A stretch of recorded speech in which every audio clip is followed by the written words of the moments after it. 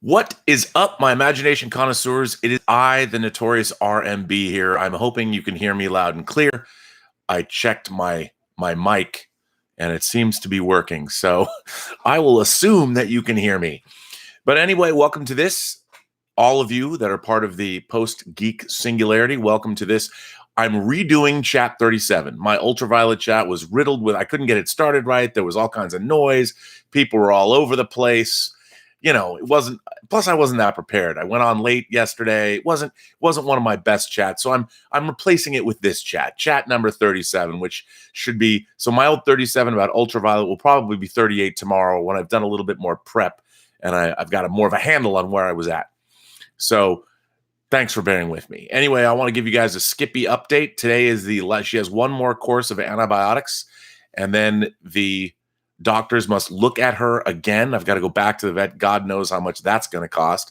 And I also want to thank everybody that there is a GoFundMe. I put up a GoFundMe for Skippy because, you know, we live in a house with two teenage girls and having a $2,000 hit, not something that we expected. So I've really appreciated everybody who's contributed to that GoFundMe. You can still contribute to it. Skippy appreciates it. I certainly appreciate it.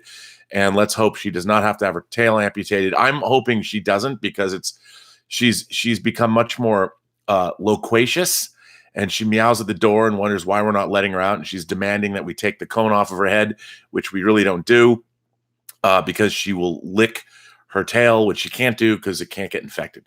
But she seems to be getting better because she's much more annoyed than she was on Sunday night when I thought she might be dying.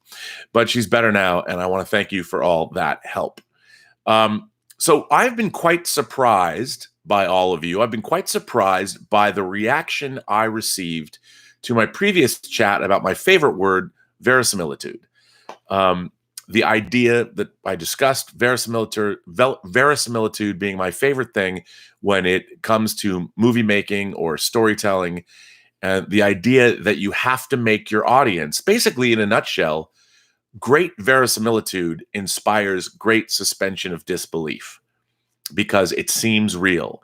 Even when you're creating a fictional universe and you're completely building up something like Middle-earth or the Star Trek universe, even the Star Wars universe, which bends the laws of physics frequently, you still believe it. And it's been my favorite thing. It's the art of verisimilitude has been the one. If someone said, Rob, what is it you're trying to do your entire life with your movie work or film work? What is it you want to do? And that is to create verisimilitude and that feeling in my audience that whatever story that I'm trying to tell, they believe it. And what's very interesting is some of you may know that in addition to all the other things I'm doing, I'm working on my friend Lucas Kendall's short film Skyfighter, which is a 14.5-minute or 15-minute with credits short. It's a science fiction short that's based on his feature-length script, Skyfighter, that he's going to direct. And I guarantee you he is going to direct it because he has never directed anything before except this short, and he's done an exceptional job. He did a short version of Skyfighter that he crowdfunded, which I edited, and I'm getting visual effects shots. We're getting to the final stretch where the film is done. It's shot, it's edited. We're just waiting to get in the visual effects shots so we can do the final mix. It's been scored. It's a really terrific piece of work, and I can't wait to show it to you guys. But what I love about it, again, and I'm struck by Tobias Richter and his mavens at the Lightworks, which is a German visual effects company. And I work with Tobias previously on my feature film Tango Shalom. He did a couple of effect shots for me on that. And you'll see that soon. Hopefully that'll be coming out later this year. That's a feature film that I produced and I edited called Tango Shalom. People want to know what that's about. I like to call Tango Shalom. Here's how I describe it. It is an indie Jewish spiritual quest family dance comedy fable. When was the last time you saw one of those? But I produced it, one of the producers, and I'm also the editor. So I'm working with Tobias on these two projects. And when you get visual effects in, you want them to be believable. You want them to look real. And Tobias's work has, every time I get a new shot, we got 4 shots in today. I think there's like almost a total of 100 shots that he's doing for the film, but it's wonderful to be collaborating with very talented artists, and when they send you individual shots, to get excited not only about how great the shots are, but how much they convey a sense of verisimilitude. But I've been very touched and actually interested by a lot of you who have written into me and you've commented on the video and wanted to know. A lot of you have asked me to pontificate more on this idea of verisimilitude, and I thought I did a pretty good job of it. But something happened today that I think fed into the whole conversation. Now, as many of you know, I have an affinity for the Fast and the Furious film franchise. I also, as you all know, I love, I call it the Drift, but I love Fast and the Furious 3 Tokyo Drift, the first film that Justin Lin came on, and it had really no ties to the first two Fast and the Furious films until the very end. But it was a story unto itself, and I really like it because I love everything Japanese, and it's about it's a fish out of water story. And if you forget that it's part of the first two films and you watch it on its own, there's a lot of joy to be had. And of course, as the series went on, they made it more of a team film, and I call Fast 5 the Citizen Kane of the Fast and the Furious franchise. And as people know, as it's gone along further, as you got to Fast 6 and Furious 7 and the fate of the Furious, which is Fast and Furious 8, the series got increasingly more ridiculous and, I would like to say, untethered from reality. That is an understatement, I know.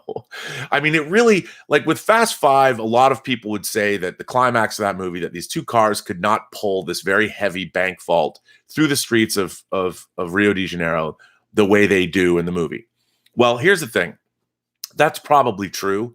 But as I've talked a lot about with verisimilitude, you get a couple of asks. And I bought into those asks. Up until Fast 5, I bought into the Fast and the Furious franchise, the verisimilitude of the Fast and the Furious franchise, even though in the Fast and the Furious or Fast and Furious 4, you have to believe that there are these gigantic tunnels that go underneath the border between Mexico and the United States. I mean, there are Donald Trump's worst nightmares, where you can actually race cars through these tunnels to do drug running across our border, in which case a wall wouldn't help because these are underground. These are subterranean tunnels that you can race cars through. Ridiculous. I mean, who's going to, how long did those take to build? Anyone who worked on the Big Dig in Boston or worked on underneath the Alaskan Way Viaduct in Seattle knows that that's not an easy thing to do, build tunnels under the ground that are that big, that can accommodate traffic. Well, so anyway, so as many of you famously know, after Fast and the Furious 8, they announced they were doing Fast and the Furious spin-off movies. And of course, today, the trailer for the first of those movies dropped, Hobbes and Shaw. Actually, it's called The Fast and the Furious Presents Hobbes and Shaw. Now, I'm not going to lie. Despite all my protestations about Han Solo, not Han Solo from Star Wars, but Han Sol, like the city Seoul, Han Solo, played by Sung Kang, who was introduced in Fast and the Furious 3, and who also died in Fast and the Furious 3, but was brought back for 4, 5, and 6 because they turned out to be prequels. We find out at the end of Fast and Furious 6 that Han was actually murdered by Deckard Shaw, who is played by the great Jason Statham. And in Furious 7 and then in Fate of the Furious, they take him on, and then he becomes a friend. And Han Solo is famously unavenged. His death is unavenged, and everybody kind of forgets all about it, that one of their family was killed by the new character, which does not sit well with me. No justice for Han, no peace. But anyway, what I wanted to say was, so the Hobbs and Shaw trailer comes out, and I was curious. I was really curious because one of the directors of John Wick directed it, and I was wondering, like, which kind of direction. I mean, The Rock already, when they brought Dwayne Johnson into the series in Fast 5, you know, he was already larger than life. He was sweating perfectly in every scene. And I was like, okay, you know, It's fine. I liked his character. I've liked his character in the franchise. They turned the whole thing into an espionage thriller. It became a different genre of movie entirely. Because how far can you take street racing in LA? Although I miss the multi-ethnic mix of the street racing, and that's been even though it becomes globetrotting like the Bond franchise. The Fast and Furious franchise is more globetrotting than the last Bond films have been, which is saying something. So I was very curious about what kind of a movie Hobbs and Shaw was. I had no sense of what kind of a movie this was going to be. Was it going to be like a straight up spy thriller? Was it going to be bordering on the ridiculous of the Fate of the Furious, Fast and Furious 8? What were we going to get? Well, what we got has become completely untethered to any kind of reality. And they finally just said, well, what if we put a superhero in it? And let's make the superhero a supervillain. Because after all, only a superhuman could take on Jason Statham and Dwayne Johnson. So basically, Idris Elba comes back. He's never been in the franchise, but he shows up as the new villain in this film. And he is shown as literally being a Captain America-esque super soldier gone bad. Now, he's like the next stage of our evolution. He's part Terminator, he's part RoboCop, he's part superhero. He's all Idris Elba. But this is the heavy that they've decided to bring into Hobbs and Shaw. And the film is completely, at least based on the trailer, what we've seen, the Super Bowl trailer, is completely over the top. I mean, it's gone off the deep end. We're into Bugs Bunny Roadrunner territory, Wile E. Coyote and the Roadrunner. It looks like Dwayne Johnson and Jason Statham are Wile E. Coyote. There's two of them going after the Roadrunner played by Idris Elba. There is not a shred of believability in this film. It's completely over the top. Completely, I mean, it's as insane as you can possibly imagine. Now, the question is, for a verisimilitude lover like myself, who admittedly is a tremendous fan of the Fast and the Furious franchise, Fast 5 being my favorite of the films, but actually the best of the movies is Fast 5. My favorite's Fast 5 too, but I love the drift. It's kind of like Star Trek The Motion Picture and Star Trek II The Wrath of Khan, really. It's that kind of a thing for me. So how did I feel about this trailer? I'm torn, to be honest. As a film fan and a fan of verisimilitude, I was upset. I wanted to see more of a grounded, down-to-earth, believable. I was kind of hoping, if you guys haven't seen The Bodyguard on Netflix, pardon me, not The Bodyguard, that's the Kevin Costner, Whitney Houston movie, just Bodyguard, the BBC series Bodyguard with Richard Madden, Rob Stark from Game of Thrones. If you have not seen Bodyguard, it's amazing. I was kind of hoping that we would get something along the lines of Bodyguard, which is probably silly of me to even consider that's what we would be getting, knowing where this franchise has been and where it's probably going to go in the future. As we joke on the John Campea show, as John Campea said, it's only a matter of time before they take their cars into space. I don't know why they would do that, but they'll go full on Moonraker at some point in this series. So I was watching this movie and I'm watching the trailer and I'm like, do I like this? Now, apparently the reaction to this trailer has been great. People that I was just talking with John moments ago, and he loved the trailer. Many people love the trailer. I didn't love the trailer. Now, I can look at that trailer and go, wow, that's a bonkers time at the movies. If you want to see your action thrillers more like The Roadrunner and Wile E. Coyote, more power to you. But to me, I watch this film and I hark back to what are some of the classic action movies of all time? What are the movies that have endured? The real test of a great movie is, does it transcend the time it was made, and does it keep entertaining audiences decade after decade? Raiders of the Lost Ark certainly does. Die Hard certainly does. Many of the James Bond movies certainly do. And I think one of the reasons that Die Hard is such a great, great, great film is it combines over-the-top action with great character development, including great villain character development, but it skirts the line of verisimilitude. You believe Die Hard. even though, watching John McClane run across broken glass might strain credulity at some point. I think what you get with the Die Hard franchise, or actually not the franchise, pardon me, but in Die Hard 1, you get great verisimilitude. And that's why it works. You believe the film. There's not a misstep in Die Hard, even when it gets, as goofy fun as it gets, and it's got over the top characters that probably couldn't exist in real life. Agent Johnson and Agent Johnson's interplay. You still believe it. There's nothing in Die Hard that makes you disbelieve. Whereas the planes crashing in Die Hard 2 get a little hard to take. They brought the series back down to earth with Die Hard with a Vengeance. But for the most part, Die Hard has endured because it's so much fun. It's got so many great characters. It's so beautifully directed. But most of all, you believe it.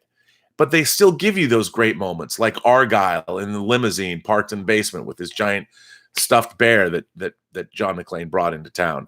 And that's why those movies endure. Now, I looked at Hobbs and Shaw. Here's Gilbert, ladies and gentlemen. I looked at Hobbs and Shaw, and I was perplexed by it, I must say.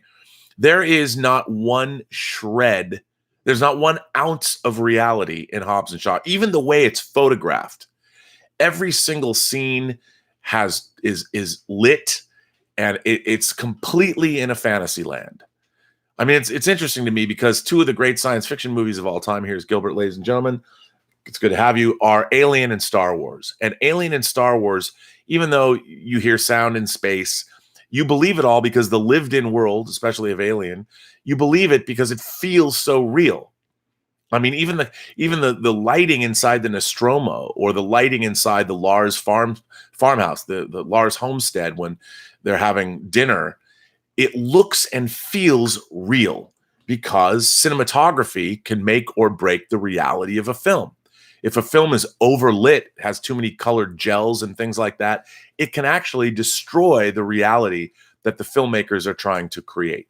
But there is absolutely no pretense of any kind of reality in Hobbs and Shaw. Now, that to me is a conundrum. Do I like that? Is that what I want to see? I mean, it depends. I mean, there have been movies like I famously love. There's 2 wacky Italian science fiction movies that I love that were made 2 decades apart. One is Wild Wild Planet.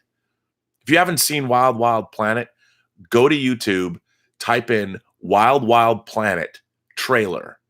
I think it's from 1965. Watch that trailer and tell me you don't want to see that movie. And then, of course, famously, Star Crash, the Luigi Cozzi or Lewis Coates directed science fiction film that stars Caroline Munro, Marjoe Gortner, David Hasselhoff, and Joe Spinell. These are 2 science fiction films that are goofy fun that most people would say, these are trash. Why would you watch these? And you know what? Wild Wild Planet is actually a better movie than Star Crash, but I love them both. Star Crash is actually on Blu-ray and I own it. But so, you guys, I'm telling you, Hobbs and Shaw, though. I looked at Hobbs and Shaw and I'm torn. It's really caused me to really examine myself, to really dig deep and look inside. What does this mean for me? I mean, as much as I love the Fast and the Furious franchise, clearly what you're seeing, I mean, there's some ridiculous action set pieces. The whole movie, I mean, they have a giant car spinning around, and it's insanity. Now, here's the thing. When there's no reality left in a film, when the stakes don't exist because everyone is Teflon, apparently you can jump off of a building as other guys are running down the side of the building and just, fall at maximum velocity and just take somebody out and still fight and have enough wherewithal to tell your partner in crime, fuck you, who's sitting in the elevator. I mean, there is no pretense of reality. It's gone all the way out the window. Now, I'm torn because while I admire the audacity of it and the filmmaking and how much sheer fun it is that fun for me? Like, am I able to check my head at the door? And I have a hard time because I prefer it's just a personal preference that when you're watching these kinds of action films, they have to remain somewhat grounded. Otherwise, there's no tension. There's no, I get bored. I get bored if the action is too over the top and just too cartoonish, where none of this could possibly happen in the real world, because then there's no stakes and there's no real story, because you know the story that you're watching, nothing really of any consequence is going to happen, because you're just supposed to be entertained with the action set pieces. And again, I understand people are going to go like, well, Bob, you know, you love the James Bond movies, and you know James Bond isn't going to die. No, but other people could die, and the James Bond movies create stakes that you believe in, you know. And I've always had a problem with modern action films, and it really is it is part of the modern age. I don't think that the great action films that we grew up with, especially like, look, even in Beverly Hills Cop, that's a crazy comedy, is always grounded. And the reason Beverly Hills Cop works is because the comedy is situational. And if you don't remember Beverly Hills Cop, it begins with an incredible action sequence where a truck full of cigarettes that they're trying to steal to get away from paying the taxes is careening down roads and crashing into cars, and Eddie Murphy's Axel Foley's in the back swinging around and swinging out. It's an incredible action sequence that is not assisted by CG in any way. As soon as they started using CG to enhance action sequences, they really sort of lost. That's when verisimilitude started to be taken away, because you were no longer constrained by physics, which is what action scenes were constrained by up until the advent of CGI. Now, so I'm watching this trailer. Now, I should be loving this. I should be loving what I'm watching, and I wasn't loving it. And it kind of bummed me out that I wasn't seeing the kind of verisimilitude that I wanted, even a shred of it. Like, even within the confines. Look, I believed Fast Five. I believed it with the I was able to suspend my disbelief and watch these two cars fling this very, very heavy vault around the city, when I knew that those cars could never probably drag that heavy of a vault behind them. They wouldn't have been able to move, no matter how jacked up those cars were, no matter how murdered out they had made the transmission. You know, there's no way that could have happened. But I bought that. The one ask was, I believed in Fast Five. Fast Six, if everybody remembers, there's the endless runway. That even that, I'm like, I didn't believe that.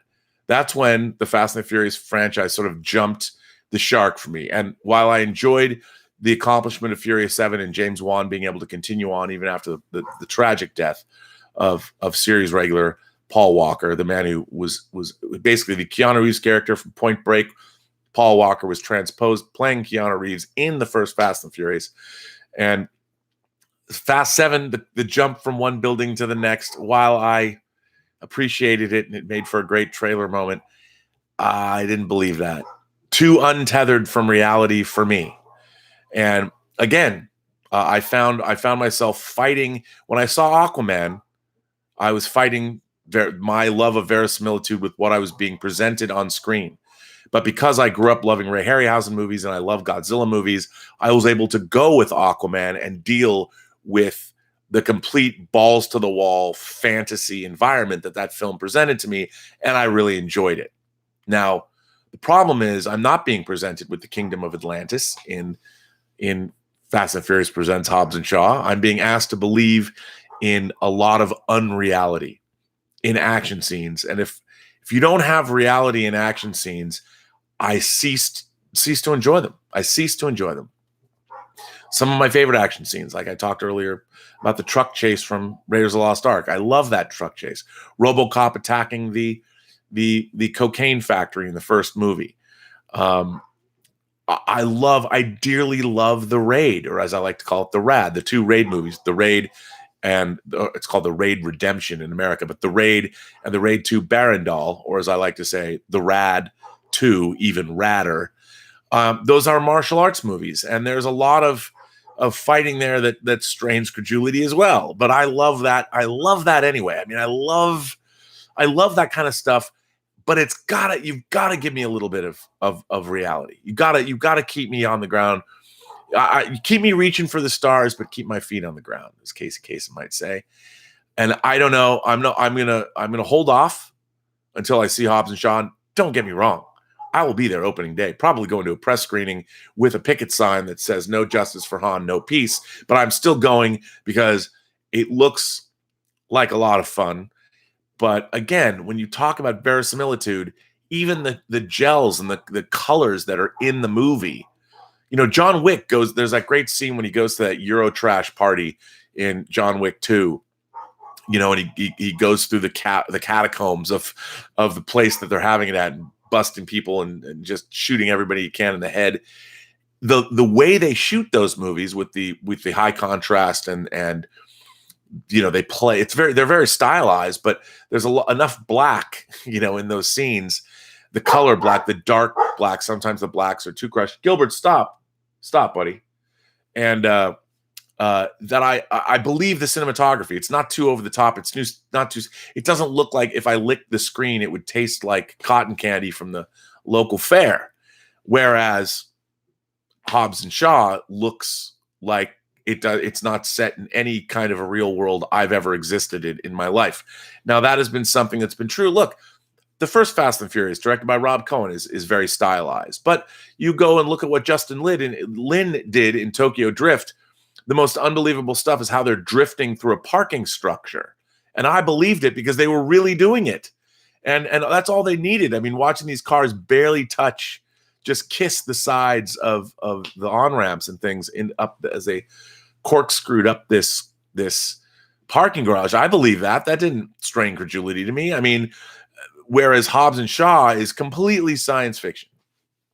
So the question that I have, that I'm asking myself, that I'm grappling with, you know, some people grapple with their identity or their sexuality or their religious preferences or their spouses or whatever. I'm grappling with whether or not Hobbs and Shaw is going to convince me that it's a good movie and if can I enjoy it. These are the things. These are the existential crises that grip my psyche, people. Is Hobbs and Shaw, does it have enough verisimilitude for me to enjoy it? What do you think? Am I out of my mind? I could very well be. Probably. Some people would say yes, indeed. I am out of my mind. You know, but then again, I think Hobbs and Shaw probably had more verisimilitude than last night's Discovery episode, but that's something else that we will talk about later at a later date, not today.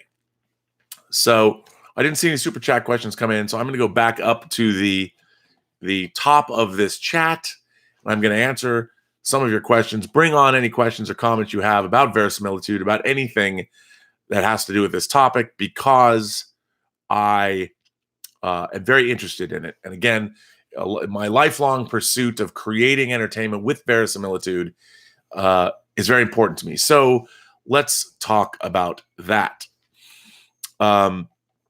Lee Zigo says, "Hi, Rob. Have you seen the Art of Mondo book? Gilbert, stop barking.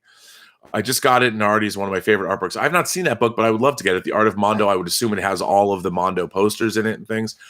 I'm a fan of the posters in theory, but I don't like the fact that look, I get limited edition and all that, but if you want one of those posters, you should just be able to buy one. But they create this inflated sense of, I collect original one sheets and original movie posters from around the world. The Mondo posters, as cool as they are, they don't interest me as a collecting thing because they've completely created their own artificial values and environment. But that's fine. I'd love to buy a Mondo book, though. I'll get that.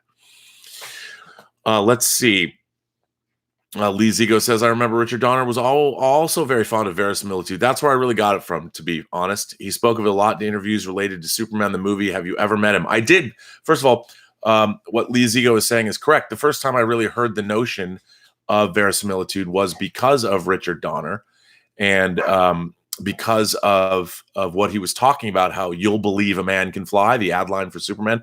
That was sort of his overarching ethos when he approached the Superman character. He wanted to make sure that people believed in Superman. And that's when I first heard, I think, in interviews in '78 about this idea of verisimilitude and what it all meant.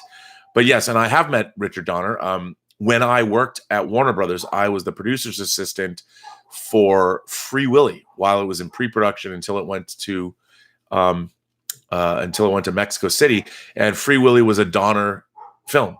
So I met Richard Donner a number of times. I was in and out of their offices every day for months. That was something I did while I was working Warner Brothers. I had left feature production, and then I worked for Joel Silver, and then I'd worked for Richard Donner's company on Free Willy for Jenny Lutugan, Lauren Schuler Donner, and Penelope Foster, who were producers on that film.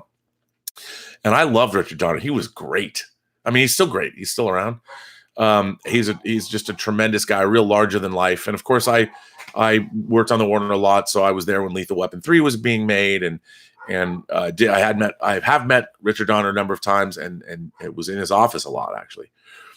Rob Irvine says, "God damn, the Orville was good last night. I didn't see it. We had people over last night, so I will have to take a look at it today, which I will." Kush says, "Jordan Peterson discusses verisimilitude in his second lecture of Maps and Meaning. Why do we suspend disbelief while watching Pinocchio? We know these are drawings of a talking puppet and a cricket. You know, for those of you who don't know, Jordan Peterson is part of what they now call the intellectual dark web. He, like Brett Weinstein, who was a teacher at my old college, Evergreen, a lot of formerly leftist progressive intellectuals have now become more centrist, and they've sort of left the far left because of the persecution they've been feeling because of identity politics. And it's really interesting. I mean, look it all up. All these people like Jordan Peterson and his ilk. I'm a fan of a guy named Gad Saad. But I will read that because I have not read that book, and I'm interested in reading that book. When I went to Evergreen, if you guys don't know what happened at the Evergreen State College in 2017, when the idiot students gripped in their identity politics decided to take over the school, it was the antithesis of my experience at the same school 30 years ago. But it was appalling what happened at Evergreen.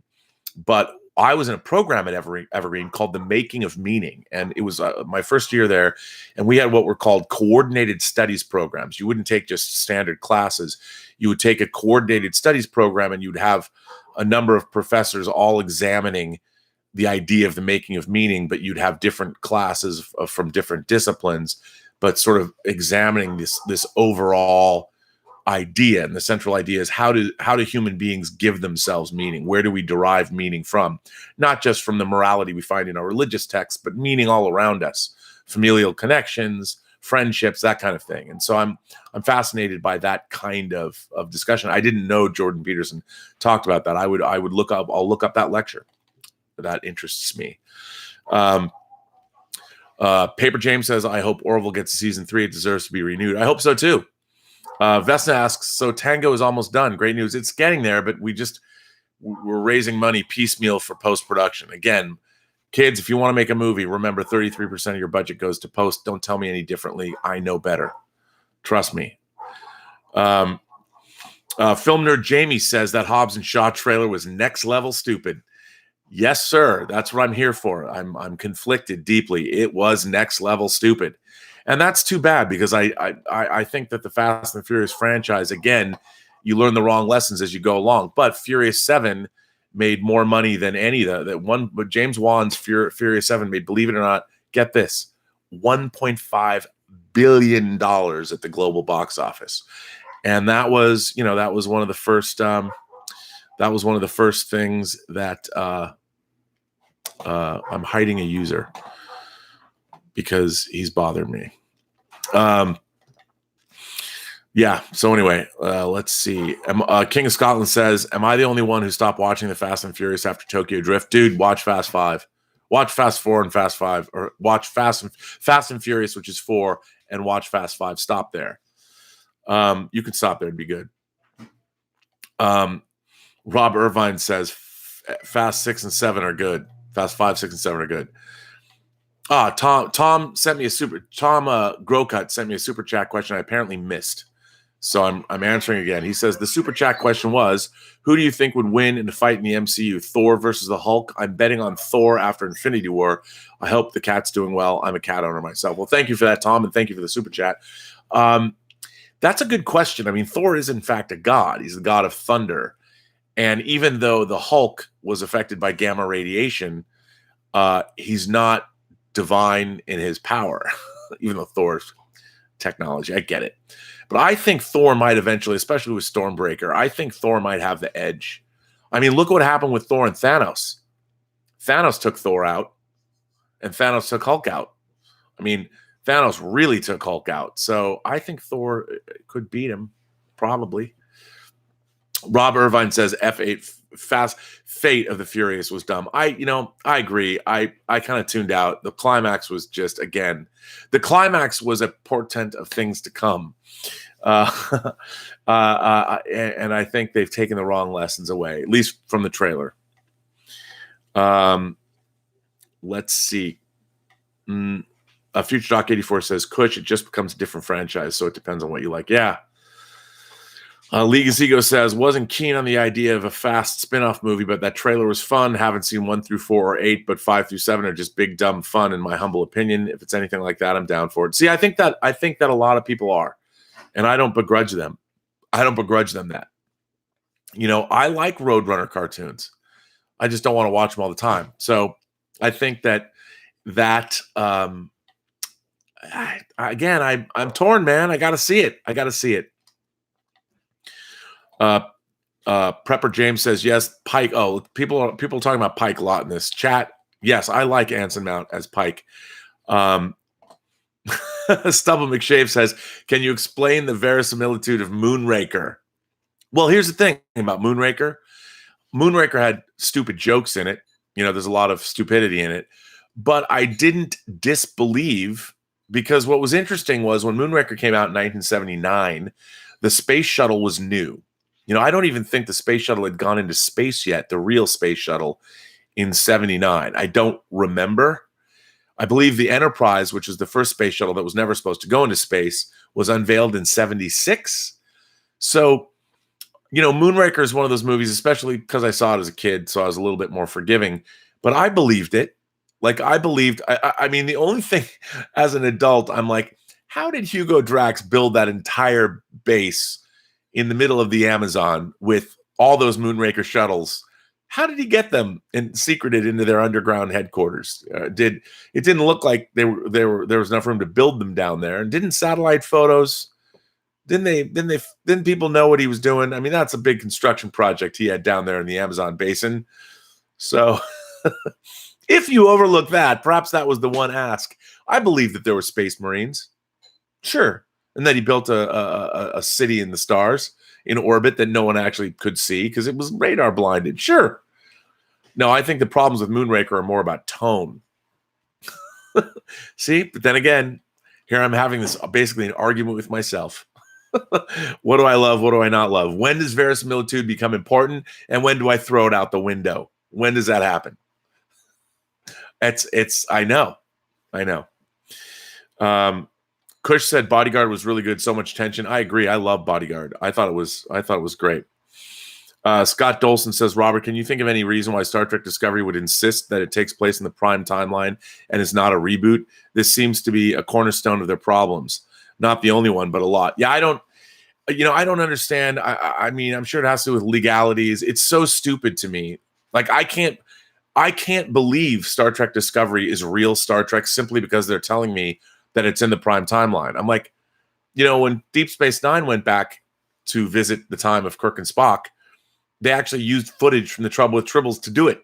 so when you see the Enterprise, they built a new model of the Enterprise for that episode in 76 or 96, but it looked like the Enterprise. I didn't have to beat there. I didn't have to ask myself. Look, the problem is they don't want to make it prime timeline because then there's a really interesting article I read about authorship and Star Trek, which I think I'm going to post on my website, The BURNETTWORK, one word, theburnetwork.net. It's a great article that I didn't write that talks all about authorship in Star Trek and deals with JJ Trek. It's fascinating reading. It's a long one. It's like 22 pages, but I think I'm going to post it because it's really worth reading, and I really like that article. But yeah, I don't know why they went that way when clearly it's not. There's nothing about, I can't get, as somebody who followed Star Trek for my entire life, and a lot of Star Trek, you get the Star Trek Encyclopedia, it all gives the new one that came out 2 years ago, the 2-volume Akuta, the Akutas wrote an updated encyclopedia. One of the great things about Star Trek was the universe itself, that you could follow these threads and you could watch the evolution of starships, and it felt real. I believed it. I believe nothing in Star Trek Discovery.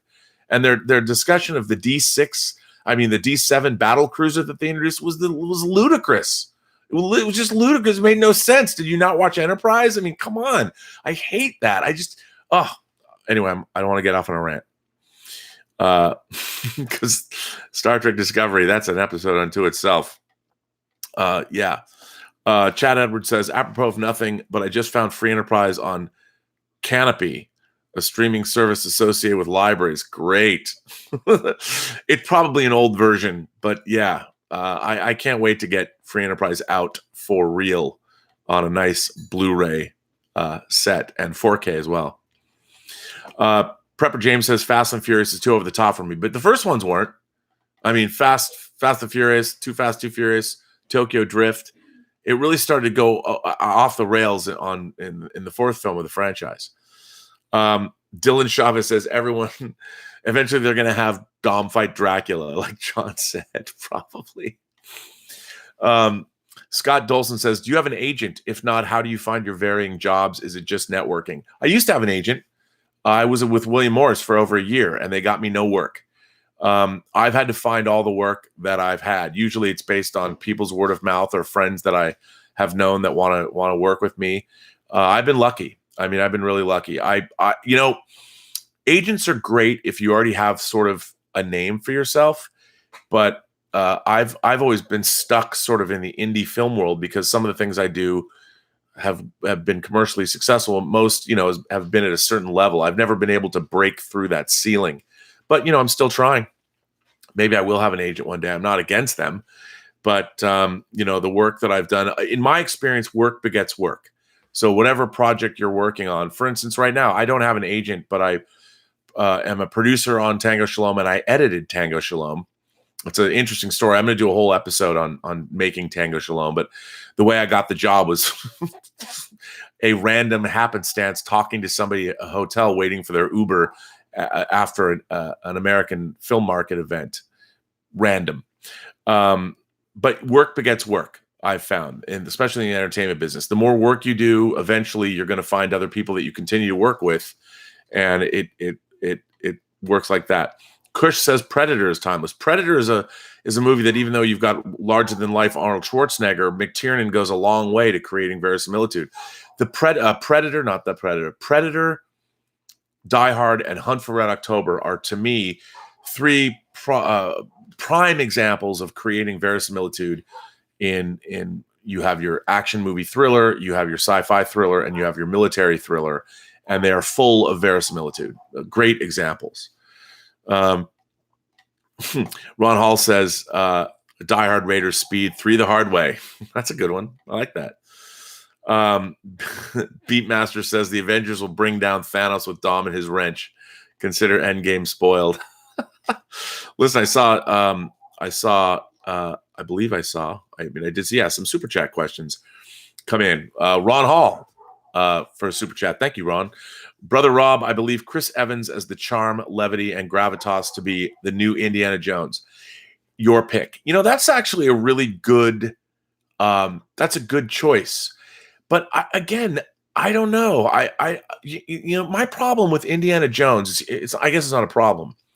When a character has been allowed within our pop culture, we saw this with Star Trek, and now with Indiana Jones.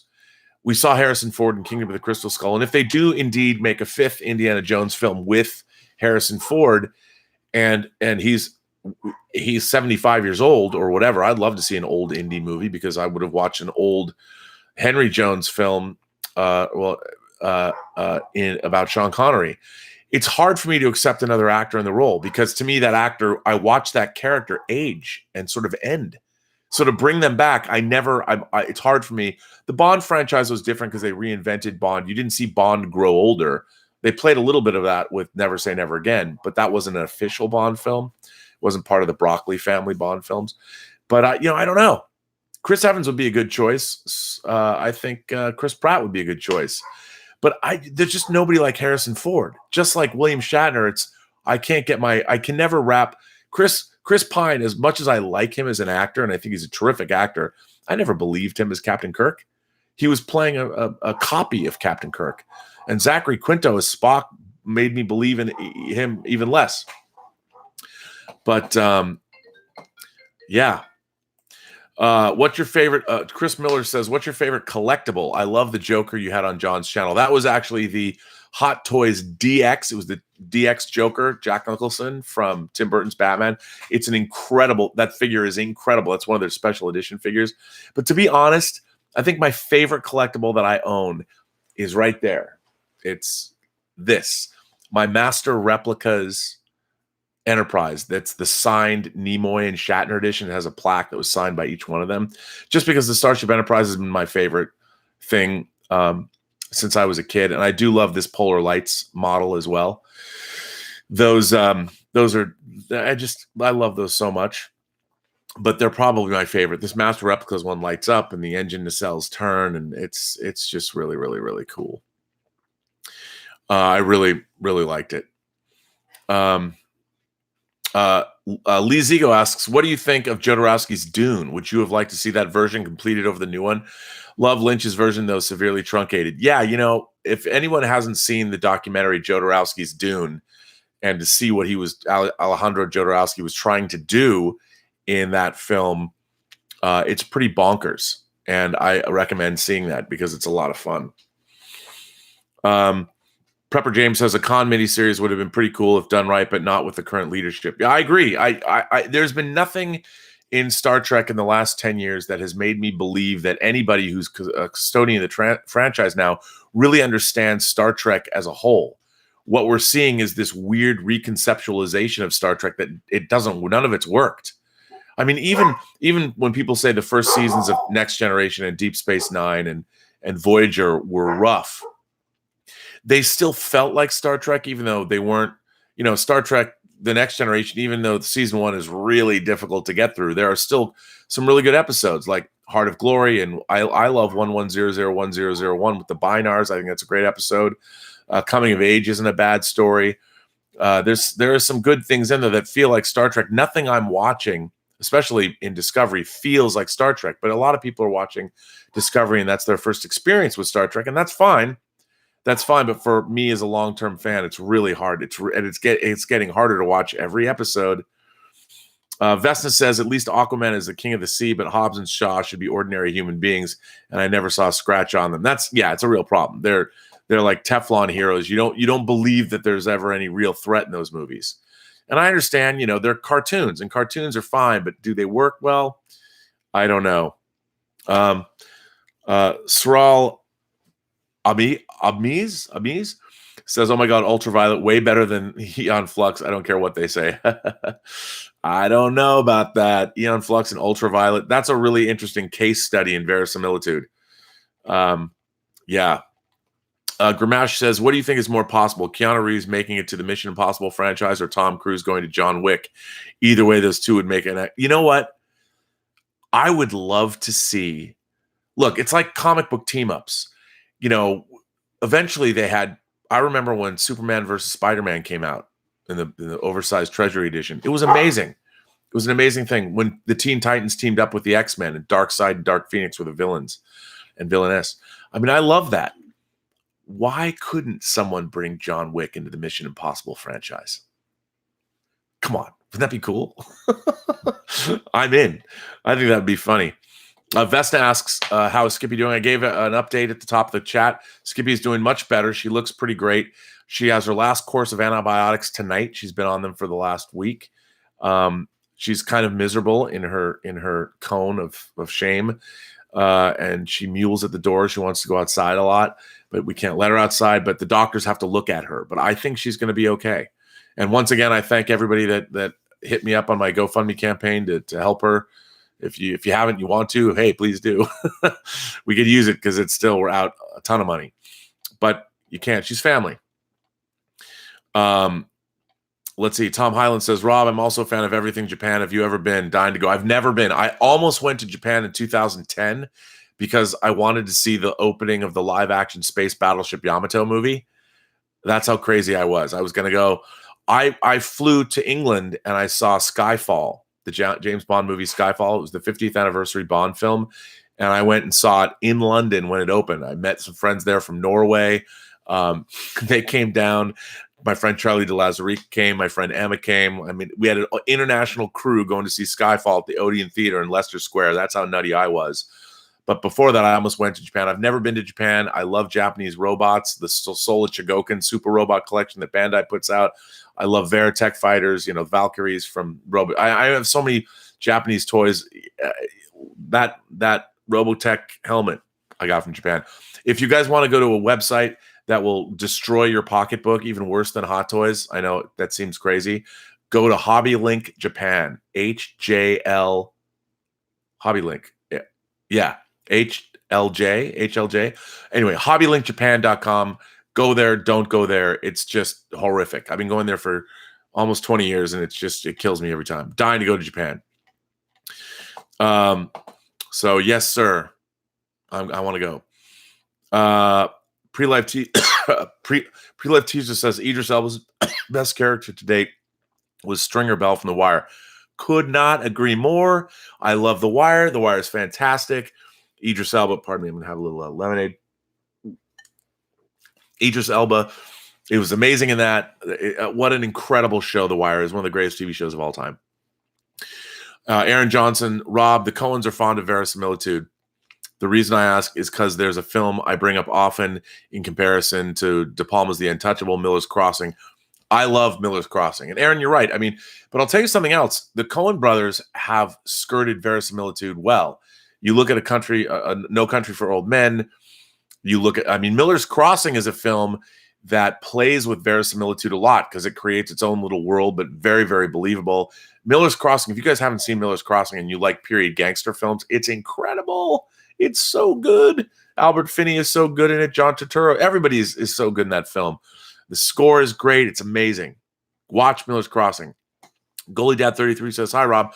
Hope all is well. Did you happen to watch the 2009 Schmodown Awards? They gave the late, great John Schnepp some Lifetime Achievement Award. The old footage was heartfelt. You're in many clips. Yes, I thank you for that. I did see that. It was tremendous. And I teared up when I saw that. They did a great job on the Schmodown doing that.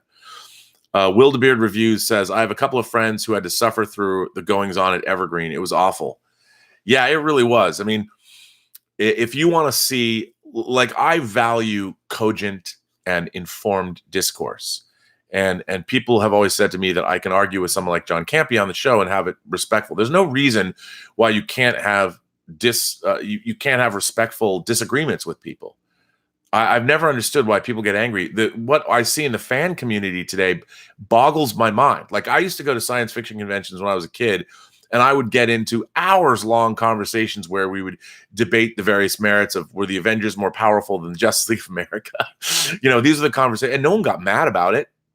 It's so strange to me because I have a feeling, you know, back in the day, I think fandom there was a lot less media-only fans. I mean, to me, when my Star Trek fandom, I was reading as many books about Star Trek and essays about Star Trek and thinking about Star Trek as I was watching the shows. And I feel now there's a lot less scholarship in fandom, but maybe there always was less scholarship. I just feel that when I was a fan growing up, you know, said this before, books were just as important as movies or television shows or comics. And I got just as excited for the latest Stephen King book to come out or the latest Star Trek novel to come out or something like that. And so I read a great deal, and I read a lot of nonfiction stuff, a lot of things about storytelling and essays about, you know, the uses of enchantment and all kinds of things. And I feel like we've lost a lot of that. You know, people talk about how, oh yes, I understand that Star Wars is the hero's journey and Joseph Campbell's, it takes all of Joseph Campbell's theory. People say that now without having read Joseph Campbell. And that bothers me. It becomes apparent when you start talking to people about these things that they're not as, and I'm not saying, you know, everybody should enjoy fandom the way they want. I mean, people have accused me of being a gatekeeper. Do I seem like a gatekeeper? Look, I just love talking about what I love. I will not detract from anyone for loving what they love. I'm not going to tell you that you're wrong for loving Star Trek Discovery. I'm not, even though you are. But I'm not going to say that. I think that there's a lot of people. I'm kidding. I think there's a lot of people that have come to science fiction, especially Star Trek, because of the J.J. Abrams Star Trek movies, and I think that's great. But I feel like I feel that people and am I not the first person to explain how if you've grown up in a world where Jurassic Park already exists, that I can't expect you to go back and watch a movie like Valley of the Gwangi where cowboys discover a T-Rex.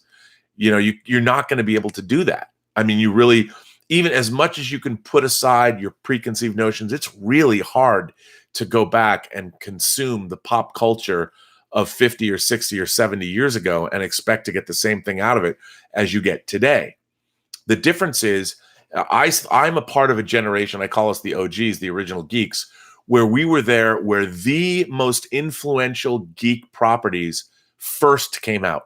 We were there and saw them, and so we were able to experience what it was like to live in a world where they didn't exist, and then suddenly they came into existence. And if you experience that, if you were a kid like me that grew up on a steady diet of 50s science fiction films and monster movies and Universal black and white monster films and giant ant movies like Them, or The Beginning of the End with giant grasshoppers, or Godzilla movies, or all of those things, and then you saw a movie like Star Wars, and then you saw Alien, and you saw the Hells of Pop and Violence and Dawn of the Dead, and you saw the rise of the slasher film, and you saw Back to the Future for the first time. You were there opening day when Blade Runner opened, as I was. You watched these things expand exponentially as computer technology and special effects technology grew. I was there for all that. As makeup effects technology grew, everything from, you watched in a couple of years, we got Jaws, Bruce the shark and Jaws, we got the Alien, the Xenomorph, then we got John Carpenter's The Thing, before that we had American Werewolf in London and The Howling, then we got The Thing, then we got Carlo Rambaldi's E.T., you know, and as you moved, finally got things like David Cronenberg's The Fly. I mean, the effects technology was growing by leaps and bounds, and if you experienced all that, part of being that kind of a fan, because we didn't have the internet, was you were reading a lot. You were reading interviews with filmmakers. You were going out and you had to like look for all this stuff, because it would just, sometimes you didn't know it was even coming out. It would just show up in the theater unless you read it on the pages of Starlog or Fangoria or Cinefantastique. So it was a different world. And I think the world now with the internet, and we have this, you know, we have everything in the world now, so we almost have nothing. That nothing marinates. You know, you watch something and it's like, I feel like I'm on a treadmill now, on a never-ending treadmill where I have to catch up with everything, which is kind of rough. You know, it's a new world, people, but it's a great world. I sit there and I think to myself, I'm getting everything I could possibly want. I get the best action figures, the best model kits, the best video games, the best video transfers, everything that I loved as a kid. I'm now getting the best of it. What I'm not getting the best of is thoughtful discourse from the fan community. Sure, there is some.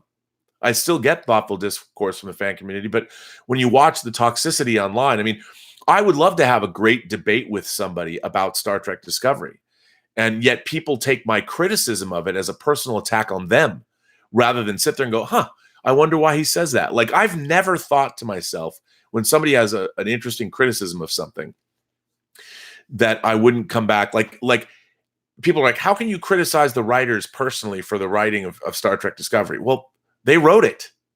That's why I'm criticizing them. I'm like, they wrote it. I want to be able to watch a TV show, and I get that with Game of Thrones. I get that with Breaking Bad. I get that with Better Call Saul. I get that with Ozark. I get that with the Marvelous Mrs. Maisel. There's so much great media being created today where you really feel that the people that are working on these shows are really thinking through what's happening. You know, and someone can say, well, you know, in the season 7 of Game of Thrones, I mean, the distances being covered by the dragons, or things are too close together now. I get it. I understand. I will overlook that because I understand the vagaries of production and the speeded up the timeline and all. I understand. But that to me doesn't interfere. I can still suspend my reality. Verisimilitude still exists.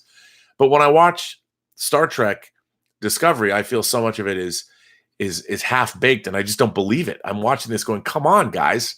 It's cutscene writing. You know, cutscenes in video games. They don't have to be in depth. They just have to move the story forward. And you wait and you go, wait, what? You don't say that in a video game, because the new level starts and you start playing. You're getting shot at or whatever. But when I watch these Star Trek episodes and I think about them, I'm like, hey, wait, what? Wait, that can't be true. They just say stuff to get past what they should normally stop and think and go, well, wait a minute, we can't do that because that doesn't make any sense. They don't care anymore. It started with Star Trek 09. where the plot just needs to move faster. Like I've always said, one of my favorite things that I can't stand about Star Trek 09 is, I've said this before, time it. When they find out that Vulcan is under attack, when Kirk is being disciplined for the Kobayashi Maru incident, when they're in there, all of Starfleet Academy gets assigned to starships. They get bussed up to orbit. They get put on starships and they make it to Vulcan while it's still being attacked, and all in the space of like an hour. I sit there and go, how long would that take? How long does it take to get to Vulcan? It's like ridiculous. But they don't care. They don't care. It doesn't matter to them. So anyway, yeah, I saw a few more, couple more super chats came in. I'm going to go down to the super chat. Stubble McShave, thank you, Stubble, for a super chat. What is your question? Oh, dude. Stubble McShave says, I saw that Javier Bardem was cast as Stilgar, leader of the Fremen. I wonder who will be cast as Piter de Vries. It's Piter de Vries, actually. Piter de Vries. Brad Dourif was great in David Lynch's Dune. What Stubble is referring to is that today it was announced that Javier Bardem has been cast in the role that Everett McGill played in the original Lynch's Dune from '84, which is Stilgar, who's leader of that group of Fremen on the planet Arrakis. Unbelievable. Every single casting notice that comes out about Dune, I get more and more excited. I mean, this thing is going to be epic. With this cast, they should just make all 6 of Herbert's Dune books. I mean, not all the characters around, but it's an incredible bunch of people. Amazing. I'm so excited for Dune. I'm so excited for it because, it's like kind of like Game of Thrones in space. I mean, it was that epic. It's one of my favorite books I've ever read, the original Dune. Actually, all 6 of Herbert's Dune books that he wrote before he passed away, and then his son took over with Kevin Anderson. Read Dune, guys. Guys, everybody here, read Dune. It's one of the greatest science fiction novels ever written. You'll see why I get so excited about it. The movie does not do it justice, even though I like the movie. Emmett Beach comes in with a super chat. Emmett, thank you. Where are you on Space 1999? It was during the original run, and in the 70s, it totally looked like plausible future tech. Here's the thing. Space 1999 is a really interesting show. It's a little lethargically paced for today's audiences. But to me, I loved the first season of it. And I recently, there's a UK Blu-ray set that has both seasons on it, which I have. They've only released season 1 in the United States. Space 1999 is a really schizophrenic show because when they did season 1, they got Jerry Anderson stepped back, kind of like, interestingly enough, the same way that Gene Roddenberry stepped back from the production of the original Star Trek.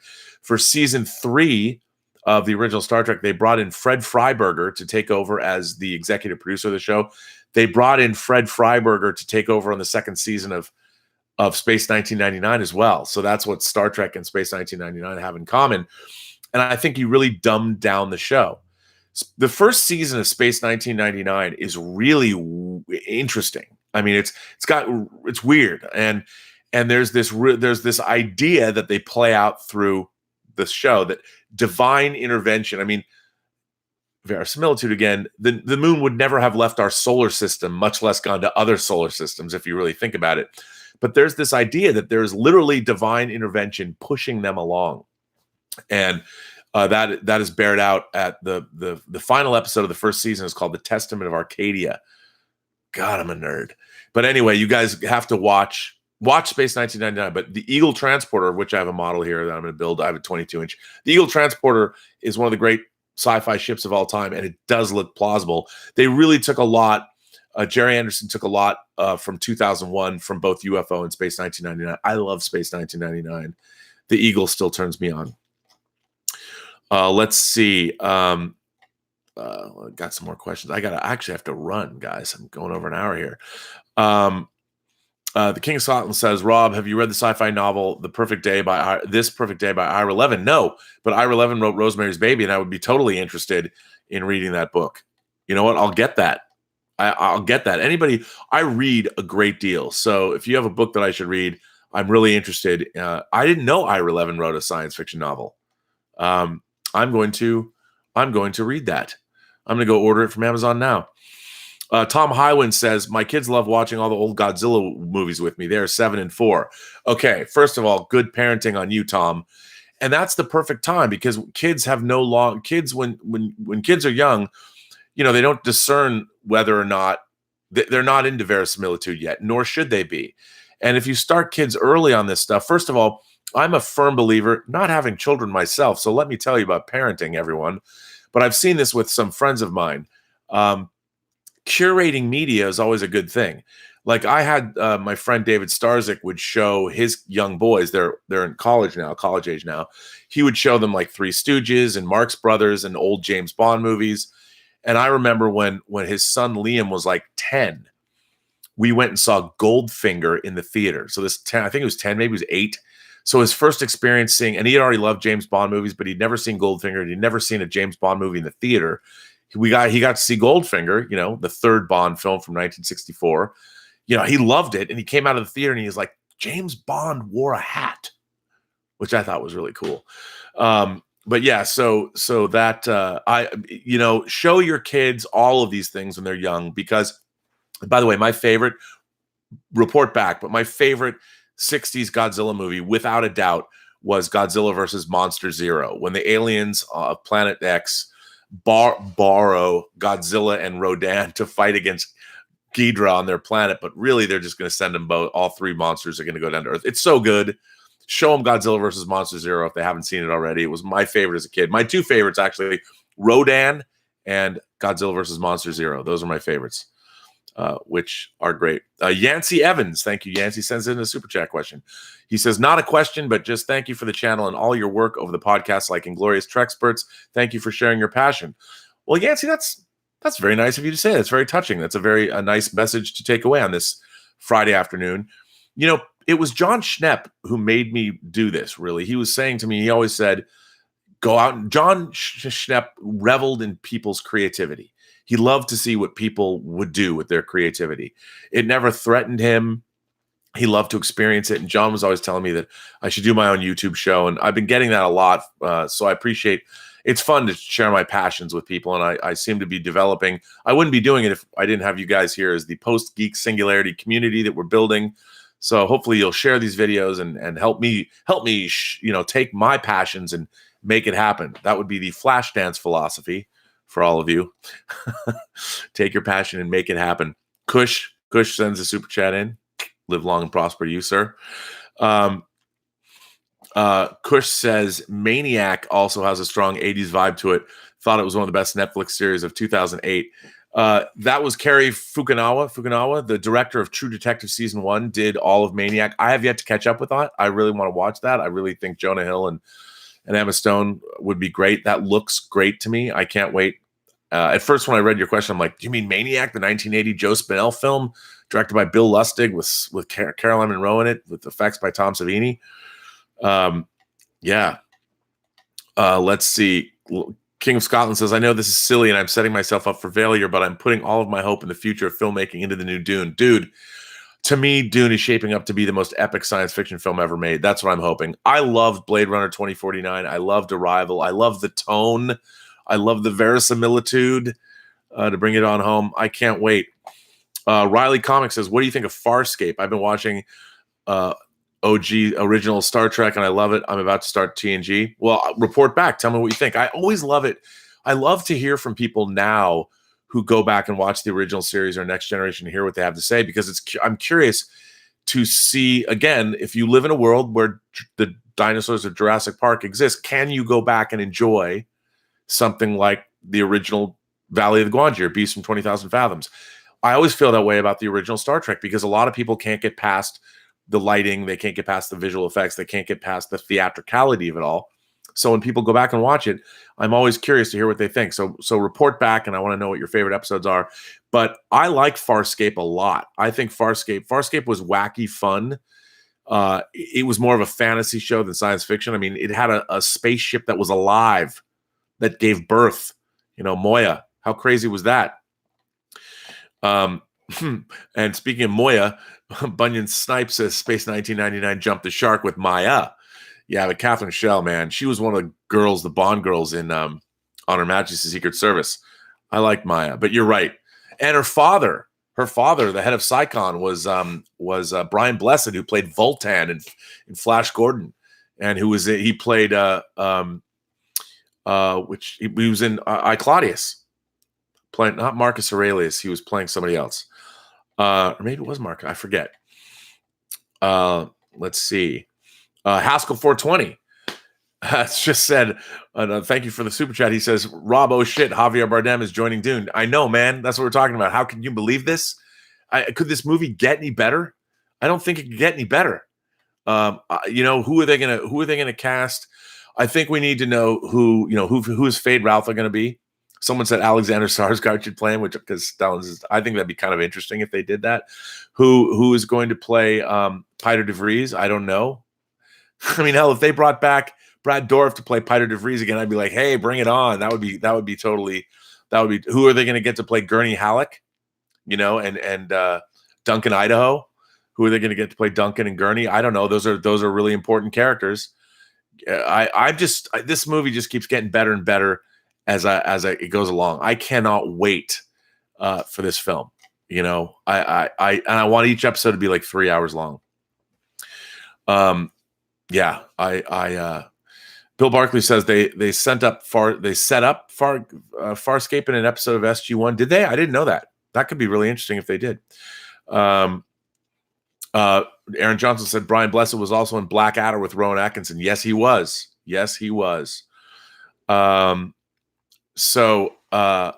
Let's see. I think I'm going to come to the end of this chat. There's a few more. Bill Barkley says, in fact, Landau and his wife, Barbara Bain, were in Mission Impossible. They were. Barbara Bain and Martin Landau, they were married. They were both in Mission Impossible. That's true. Captain Robert April says the vast majority of Space 1999 was originally worked up as a planned second season of UFO. That is true, too. I have a McFarlane book about the making of Space 1999 that goes into that quite in depth. For those who don't know, one of my favorite TV shows ever was the 26-episode series UFO that ran from 69 to 71. It was made by Jerry Anderson, who made Thunderbirds and Captain Scarlet and Joe 90 and Supercar and Stingray and all of those great Super Mary Nation shows. It was his first all live-action series.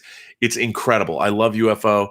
I was involved for a while with trying to get a UFO reboot off the ground with Bill Hunt and I. Bill Hunt and I came up with a whole storyline for UFO that would actually incorporate the original mythology, because UFO, you basically see UFO takes place mostly in 1980, but you go in the first episode, you see 1970s, and you see premise of UFO is Earth is being visited by a dying race of aliens, and they're kidnapping human beings and reusing their organs to keep humanoid life alive. You never really see them. They're kind of like the Mysterons and Captain Scarlet, but you never see them. But UFO is so great. It's got one of the most devastating hours of science fiction television ever done, called A Question of Priorities. If you only watch 3 episodes of UFO, watch Identified, which is the pilot, and then watch Confetti Check A-OK, and then watch A Question of Priorities. Just watch those 3 episodes. I mean, there's other great episodes of UFO, but just watch those 3 episodes, man. Woo! Some good stuff. James LH sends in a super chat from, I guess, the UK. Hey, Rob, enjoy listening you talk about things I grew up with. My childhood is from 70s and the 80s. Hearing you talk Star Crash, keep defending Blu-rays. Fight the power, man. Fight the man. You can pry. Still got laser discs. I mean, I don't watch them anymore because it's NTSC video, and NTSC video is garbage. You guys in the UK had PAL. That was better anyway, as you know, because your TV looked better. Looked better in France, too. They had CCAM. We had shitty NTSC, but now we've got HD and 4K, and it's great. And wouldn't StarCraft be great on 4K? Probably not, but I want it anyway because I think it'd be great. So anyway, I'm going to jump off this chat now. Thanks for being here on a Friday. I will be back tomorrow. I'm going to redo my chat about Ultraviolet, the end of the Ultraviolet program, the 30 million people that have been using Ultraviolet to store over 100 million movies in the cloud.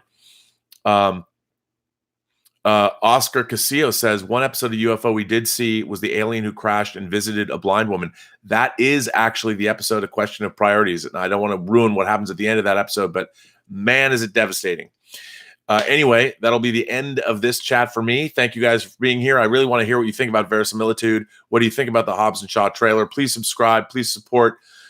Check out my Patreon. I just dropped, for those Patreon subscribers, I've been dropping a video series on the making of Greg Smith's one-to-one Imperial probe droid that he's building, that he's going to unveil for the Emerald City Comic Con this year. For those who don't know, the very first episode of ROBSERVATIONS, there's only one, I get into a middle-aged cosplayer named Greg Smith, who's a good friend of mine. He's a very talented artist. He built a 1-to-1 scale land speeder. He cosplays Star Wars characters himself. He's a very talented guy. He was always a talented kid. And he's giving me build update videos for his probe droid, and I've been dropping them on my Patreon channel for Patreon subscribers. They're short. They're probably going to get longer, but it's pretty cool that he's building a 1-to-1 scale probe droid that they're going to unveil at their Star Wars exhibit at the Emerald City Comic Con in March next month up in Seattle. So check that out. But anyway, thanks again for being here. And as always, remember, you people of the Post-Geek Singularity community, remember, every person you meet has a story to tell that you have yet to hear yet. That's not right. Every person you meet has a story to tell that you haven't heard. All you have to do is listen. Thanks for being here on this Friday afternoon. And I'm voting for the Rams, man. Not voting for, I'm rooting for. I hope the Rams take it. I know Tom Brady's the GOAT, but he's won too many Super Bowls. Anyway, LA